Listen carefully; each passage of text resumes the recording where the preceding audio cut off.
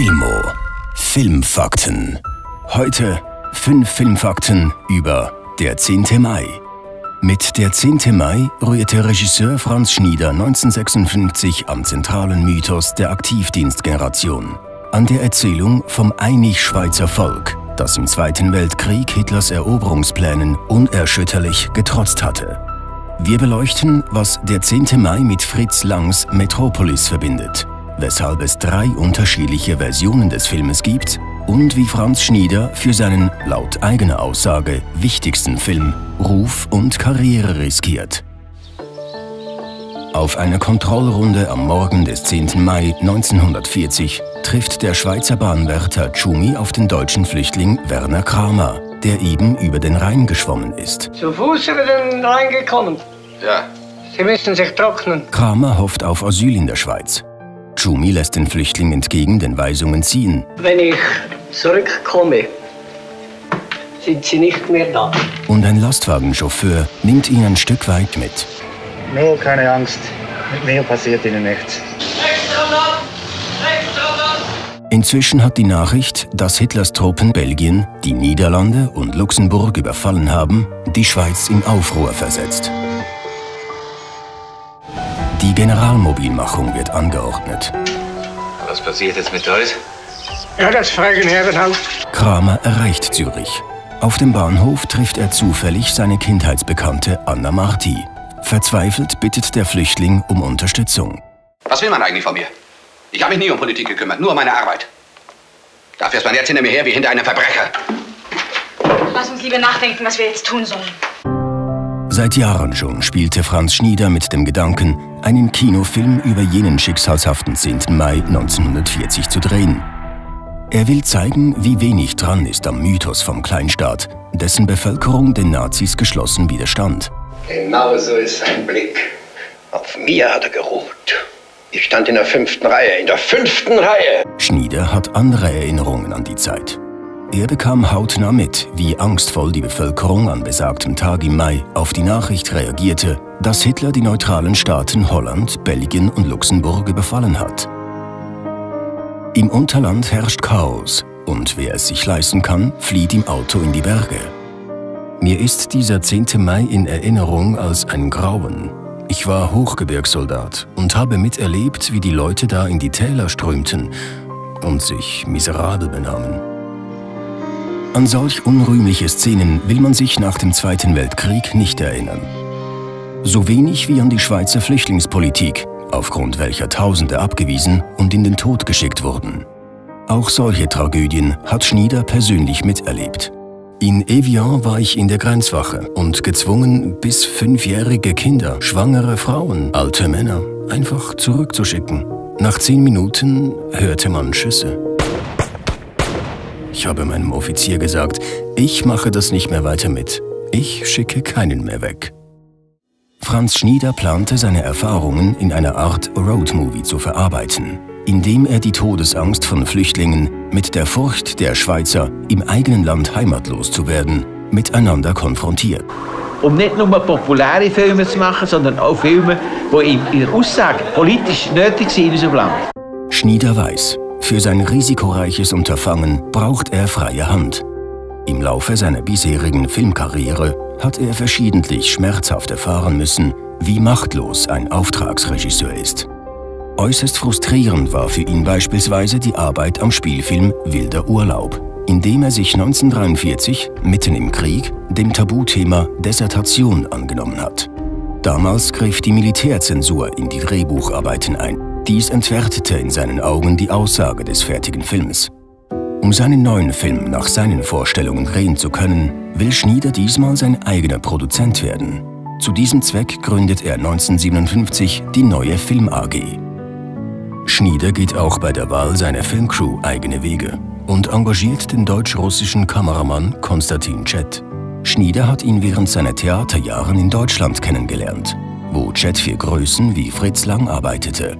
So ist er 1927 als Trickfotograf am Science-Fiction-Klassiker Metropolis beteiligt und dreht 1929 Die Frau im Mond.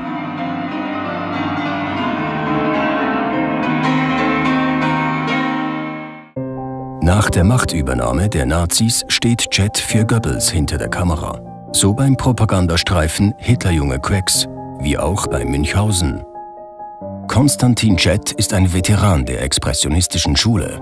Dank ihm wird der 10. Mai später insbesondere für die hervorragende Schwarz-Weiß-Fotografie gelobt. Der Deutsch-Russe bleibt danach bis 1964 Schnieders bevorzugter Kameramann. Für der 10. Mai bietet Franz Schnieder alles auf, was im Schweizer Film Rang und Namen hat. Heinrich Gredler, Emil Hecketschweiler, Max Haufler, Alfred Rasser,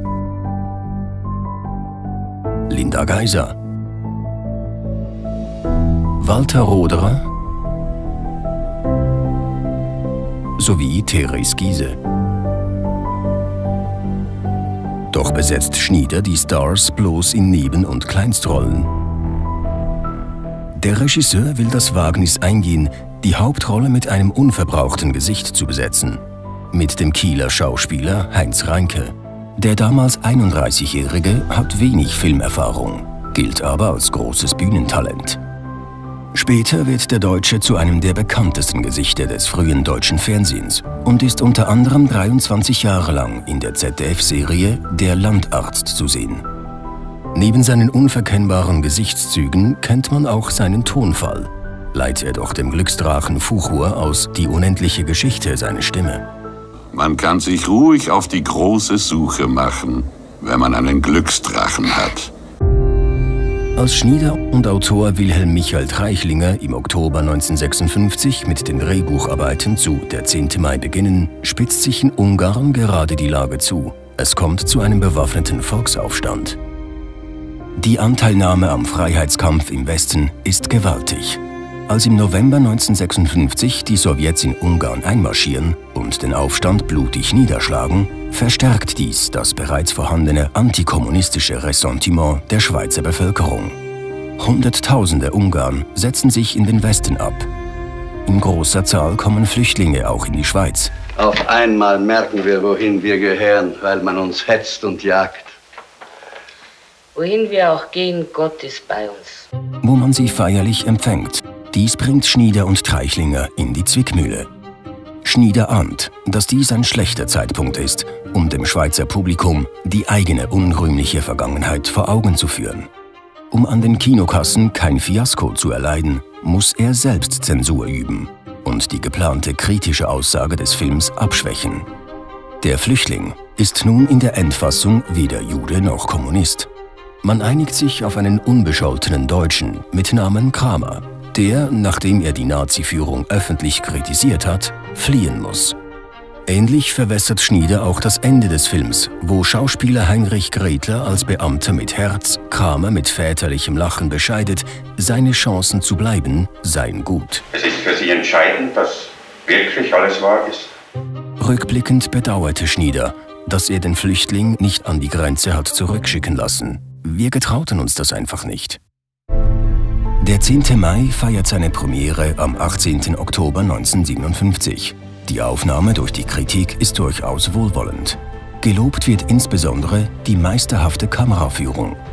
Verhaltener ist die Reaktion auf Schnieders brisante Themenwahl. Wer zu dieser Zeit auch nur die geringste Kritik an der Schweiz äußert, wird schnell als roter Nestbeschmutzer gebrandmarkt. So trifft ein, was man zu verhindern versucht hat. Schnieders engagierter Film fällt an der Kinokasse durch. Die Neue Film AG macht 340.000 Franken Verlust. Ein solcher Minusbetrag würde normalerweise das Ende einer unabhängigen Produzentenkarriere bedeuten. Was Schnieder rettet, ist seine Gotthelf-Franchise.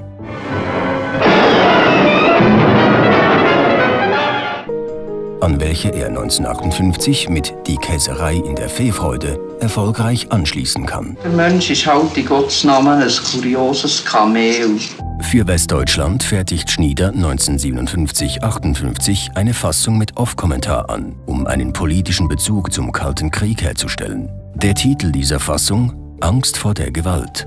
Etwas Genugtuung verschafft Schnieder, dass die Berlinale 1958 mit Angst vor der Gewalt eröffnet. Nachdem der Bund zuvor die offizielle Eingabe zum Wettbewerb mit der Begründung „Mit schmutziger Wäsche geht man nicht ins Ausland" abgelehnt hat.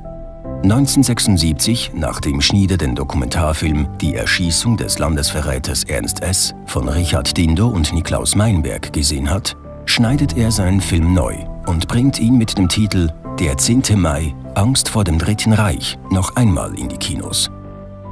Durch das Herausnehmen von Szenen wird der Film gestrafft. Gleichzeitig gestaltet Schnieder den Anfang neu. Indem er nun ausschließlich die Bedrohung durch die Nazis thematisiert, wird der Film ideologisch entrümpelt und ist wieder näher bei der Ausgangsidee. Es soll aber noch 5 weitere Jahre dauern, bis mit „Das Boot ist voll" ein Film in die Kinos kommt, der das Schweizer Publikum dazu bringt, sich selbstkritisch mit der dunklen Vergangenheit des Landes während des Zweiten Weltkriegs auseinanderzusetzen.